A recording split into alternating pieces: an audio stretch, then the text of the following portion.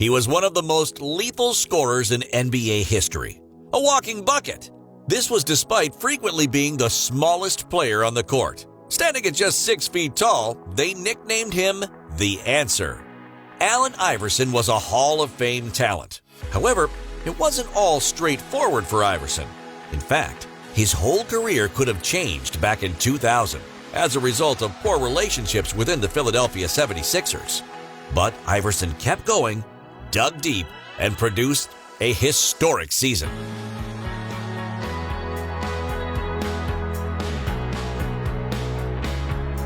I did not want to trade Allen Iverson, but I could no longer defend him because he was breaking Larry's rules. Allen just told me he didn't want to go. He wanted to be a professional. Pat Croce. In college, Allen Iverson was a star with Georgetown between 1994 and 96. He set the school record for career scoring average with 22.9 points per game and won successive Big East Defensive Player of the Year awards. This was as Georgetown made deep runs in the NCAA tournament. All of this led to Iverson being selected with the first overall pick in the 1996 NBA draft by the Philadelphia 76ers, where he became the shortest first overall pick ever. It wasn't long until the flashy guard was breaking records and winning awards, including Rookie of the Year. He was an instant success, individually, but his performances weren't necessarily translating into wins for the rebuilding 76ers. In 1998-99, Iverson won his first scoring title in what was just his third season in the NBA. This was as the 76ers qualified for the playoffs for the first time in 7 seasons. Iverson's performances earned him a 6-year, $70 million contract extension. His scoring averages even grew to 28.4 points in the following campaign. Iverson really was at the top of his game. But behind the scenes, a storm was brewing. There were legal troubles off the court, and relationships were being strained. The latter was partly due to Iverson's unwillingness to value practice. He was reportedly fined more than 50 times for being late. He also received a 1-game suspension for missing a shoot-around and frequently ignored the team's dress code. His relationship with Sixers head coach Larry Brown was unsalvageable. I was seriously mad. I looked back at the practices I missed. It was ridiculous. I gave them ammo.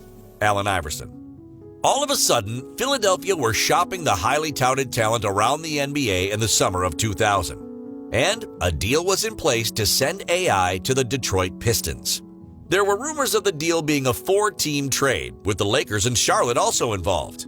Joe Dumars, the president of basketball operations for the Pistons, had recently been promoted into the position and was keen to get a deal done, especially after pulling off a major trade, trading Grant Hill to the Orlando Magic prior, in exchange for Ben Wallace and Chucky Atkins. But the move was all of a sudden halted, due to veteran center Matt Geiger, who was on the books of the 76ers. He single-handedly prevented the trade. It was a bizarre situation. Geiger was 2 years into a 6-year, $47 million deal, and for the trade to be completed, it required him to waive a $1.2 million trade kicker, which he refused to do. I looked at Detroit, and I didn't think Allen and I would have been better off there, so the decision was easy. Matt Geiger. It wasn't a great decision, as the 76ers were still stuck with a troublemaker and struggling to move their young star on. Allen Iverson had even left Philadelphia immediately after the season ended, but he promised to return with a new businesslike attitude. I can play under Coach Brown. I don't have a problem with Coach. Allen Iverson. Head coach Larry Brown was still standing strong and sticking to his rules, however. If he wants to be on time to practice and practice on a daily basis and follow the rules all the other players follow, then he's not going to have a problem with me. But if it continues to be a situation where he's late, doesn't practice, doesn't do the other things players do, then it's going to be a problem. Larry Brown. It really was make or break for Allen Iverson, and he responded with a bang. Through the 2000-2001 season, Iverson became the first 76er to win league MVP honors since Moses Malone in 1983. It was an historic season. He led Philadelphia to 56 wins and a trip to the NBA Finals, where they lost to the Los Angeles Lakers, who were in amongst the championship three-peat. He averaged a league-leading 31.1 points in the regular season, and 32.9 points through 22 playoff contests, albeit on 38.1% shooting from the field. What a turnaround! It was a remarkable run for a player of such a small physical stature. Iverson received 93 of a possible 124 first-place MVP votes. Additionally, he led the NBA in steals, becoming the first player since Michael Jordan in 1992-93 to lead the league in points and steals per game. Iverson was all of a sudden in elite company. I had no space for error, but I never stopped and worked on all the things people said I couldn't do. And now, I'm the MVP of the league. It's something I've always wanted. Allen Iverson. He ignored outside distractors, kept working, and picked up one of the greatest awards in the game. Remember that trade earlier on that we were talking about? Well, the 76ers were delighted it never went through. It was as close can get. What nixed the deal was Matt Geiger. I'm just thanking God that it didn't go down. Pat Croce. In fact, the deal not going through worked out perfectly. Tony Kukoc, who was initially included in the Iverson to Detroit trade, was eventually traded to acquire Dikembe Mutombo at the 2001 trade deadline. Mutombo was a pivotal piece to the 76ers finals run as he won the Defensive Player of the Year award. Iverson's MVP award, in what was just his 5th season in the league, kick-started 11 straight All-Star appearances. He finished his career with 24,368 points, the 25th highest scorer in NBA history. He also led the NBA in steals for 3 straight seasons between 2001 and 2003. And in 2016, he was inducted into the Basketball Hall of Fame. It really doesn't get much better than that. If Iverson had been traded to the Pistons, would he have won MVP honors? Maybe not. Detroit won 33 games that season, and that's a big swing, even for Iverson.